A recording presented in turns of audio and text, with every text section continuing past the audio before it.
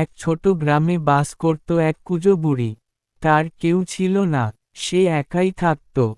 একদিন কুঁজো বুড়ি খাবারের সন্ধানের জন্য সে জঙ্গলের পথ দিয়ে হাঁটতে হাঁটতে সে জঙ্গলে পৌঁছে যায়।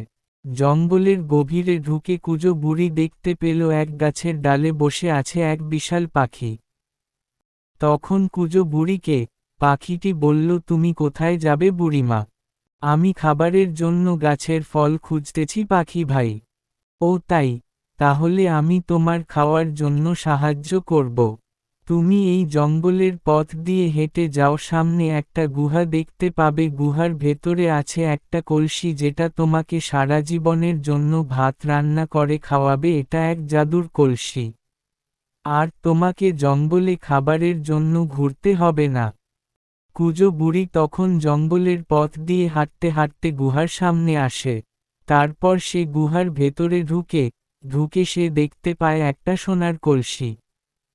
তখন কুঁজো বুড়ি কলসিটি নিয়ে বাড়ি চলে আসে এবং কুঁজো বুড়ি মনে মনে পাখিটিকে অনেক ধন্যবাদ জানায়।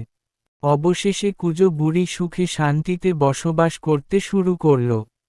তো ছোট বন্ধুরা, যার কেউ থাকে না তার উপরে কে আছে অবশ্যই কমেন্টে জানাবে।